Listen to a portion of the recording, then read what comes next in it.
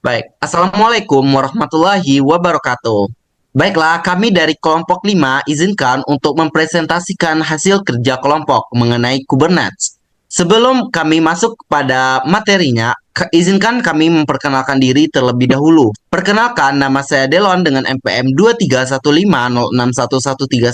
Perkenalkan, nama saya Arianti Kartika Dewi dengan NPM 231506147. Perkenalkan, nama saya Dimas Fakih Nur Aulia Rohman dengan NPM 231506109. Izin memperkenalkan diri, nama saya Alfikri Deo Putra dengan NPM 23150617075. Perkenalkan, nama saya Ramadhani Ahmad dengan NPM 236506101. Nah, untuk materi pertama mengenai Kubernetes itu, yaitu apa sih Kubernetes itu? Untuk penjelasan lebih lanjut akan disampaikan oleh teman saya. Baik, sebelum lanjut kepada materinya, kita perlu mengetahui terlebih dahulu apa itu Kubernetes. Jadi, Kubernetes atau K8s adalah platform open source untuk mengotomatiskan penyebaran, pengelolaan, dan penskalaan aplikasi yang dikontainerisasi. Kubernetes itu sendiri dikembangkan oleh Google berdasarkan pengalaman mengelola aplikasi berskala besar seperti Search dan Gmail. Dan sekarang, Kubernetes ini dikelola oleh Cloud Native Computing Foundation atau CNCF. Nah, selanjutnya adalah sejarah Kubernetes. Kubernetes pertama kali dirilis pada tahun 2014. Asal mula Kubernetes itu sendiri berasal dari proyek internal Google bernama Borg dan kemudian menjadi platform standar dalam pengelolaan kontainer. Pada tahun 2015, Kubernetes diserahkan kepada CNCF untuk mendukung perkembangan ekosistem cloud native.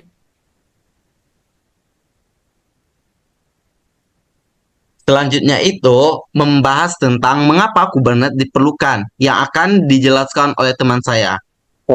Baik, di sini saya akan melanjutkan dari materi Kubernetes. Jadi mengapa Kubernetes itu diperlukan? Yaitu kontainer versus mesin virtual. Kontainer lebih ringan daripada VM karena berbagi kernel OS, tetapi membutuhkan manajemen yang lebih baik saat diterapkan dalam skala besar. Kemudian ada orkestrasi. Kubernetes menyediakan cara untuk mengelola ribuan kontainer secara otomatis, sehingga aplikasi tetap berjalan dengan lancar meskipun ada gangguan.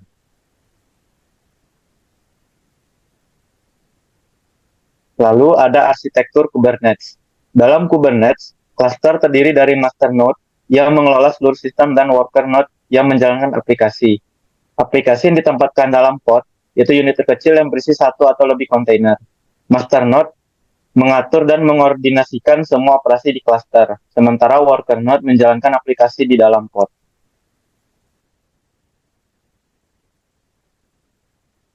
Selanjutnya, pembahasan mengenai komponen utama Kubernetes yang akan dijelaskan oleh teman saya. Nah, untuk komponen utama Kubernetes, yaitu yang pertama ada API server, yaitu gerbang komunikasi dengan Kubernetes. Yang kedua ada scheduler, yaitu menentukan di mana kontainer akan ditempatkan berdasarkan sumber daya yang tersedia. Yang ketiga ada controller manager, yaitu memastikan aplikasi berjalan sesuai dengan yang diinginkan. Yang terakhir ada ITCD, yaitu penyimpanan data konfigurasi cluster secara terdistribusi.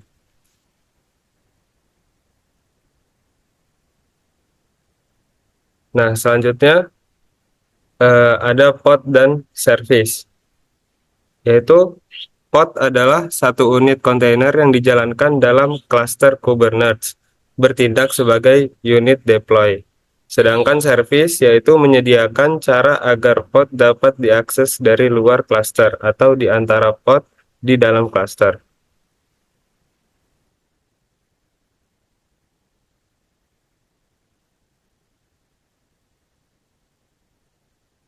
Nah, pembahasan selanjutnya mengenai fitur utama dari Kubernetes yang akan dijelaskan oleh teman saya.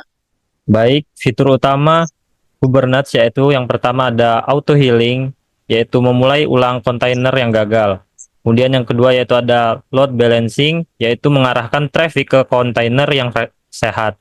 Yang ketiga yaitu ada rolling update, yaitu melakukan pembaruan aplikasi tanpa downtime.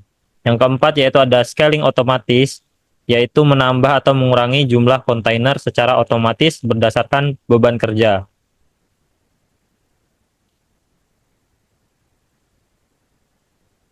Selanjutnya yaitu kasus penggunaan Kubernetes. Yang pertama yaitu perusahaan besar di mana digunakan oleh perusahaan seperti Google, Airbnb, dan Spotify untuk mengelola ribuan kontainer. Kemudian yang kedua yaitu ada e-commerce, yaitu untuk membantu perusahaan menangani lonjakan traffic yang tidak terduga, seperti saat Black Friday. Kemudian yang ketiga yaitu DevOps, yaitu mempercepat alur kerja CI atau CD dan deployment aplikasi.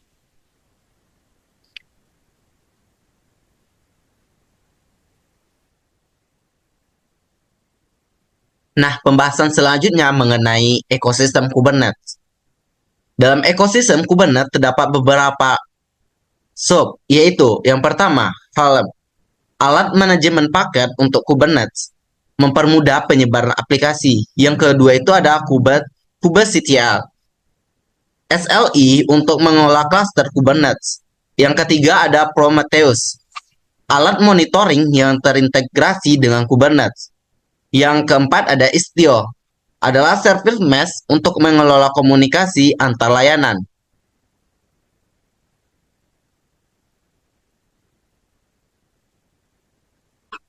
Nah, untuk kesimpulan mengenai materi Kubernetes sendiri adalah Kubernetes adalah platform penting untuk mengelola aplikasi containerized secara otomasi, scalable, dan handal. Dengan fitur seperti penskalaan dinamis, auto healing, dan rolling updates, Kubernetes memudahkan perusahaan dalam menjaga ketersediaan aplikasi dan mengoptimalkan penggunaan sumber daya. Fleksibilitasnya dalam berjalan di berbagai infrastruktur membuat ideal bagi perusahaan yang membutuhkan efisiensi operasional dan skalabilitas tanpa kompleksitas tinggi. Baik, di sini saya akan menjelaskan bagaimana cara mendemonstrasikan cara kerja dari Docker Desktop bagian Kubernetes. Jadi yang pertama itu kita install dulu aplikasi yang bernama Docker Desktop, itu bisa download di Google. Setelah kita menginstal aplikasi Docker Desktop ini, untuk Kubernetes itu kita yang pertama itu pilih menu setting, setelah itu kita pilih menu Kubernetes. Nah, di sini pada menu Kubernetes ini kita perlu enable Kubernetes agar Kubernetes itu bisa berjalan pada aplikasi Docker Desktop itu. Setelah itu, jika sudah, maka kita akan mulai untuk menjalankan kontainer yang ada pada Docker Desktop itu. Di sini saya menggunakan tipe yaitu pod, yaitu sebuah unit kecil yang menyimpan dari kontainer itu sendiri. Nah, untuk pod itu sendiri, di sini saya menggunakan image NGX, yaitu sebuah image yang digunakan sebagai untuk mendeploy pada kontainer itu. Nah, untuk NGX itu sendiri, untuk kode ini menggunakan format YAML, itu bisa didapatkan di GitHub. Ini contoh sebagai model sederhananya. Nah, bagaimana cara mendeploy-nya itu? Di sini kita bisa menggunakan terminal yang ada VS Code atau bisa juga menggunakan via Windows. Nah, pertama kita pastikan dulu bahwa kita memiliki image Docker image NGX untuk kontainer ini, yaitu Docker image. Nah, jadi saya telah menginstal image yaitu NGX. Nah, bagaimana cara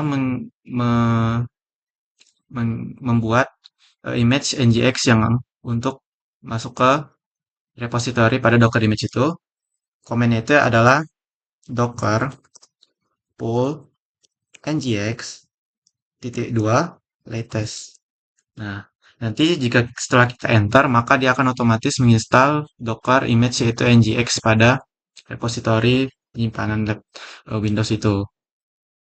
Oke, jika sudah, maka bagaimana untuk mendeploy-nya? Langsung saja itu ya, komennya adalah kubectl spasi run terus ngx strip image sama dengan ngx. Nah, maka di sini pod ngx telah berhasil dibuat. Nah, bagaimana cara kita mengeceknya? Itu bisa kita lihat di aplikasi Docker-nya. Nah, ini statusnya sudah running. Atau juga bisa kita lihat di komen yaitu kubectl get port. Nah, maka di sini akan terlihat name image ngx itu statusnya running. Nah, bagaimana jika kita ingin melihat status port yang lebih detail, yaitu bisa kita inputkan komen yaitu kubectl describe port, terus nama dari portnya yaitu ngx. Nah, di sini kita bisa lihat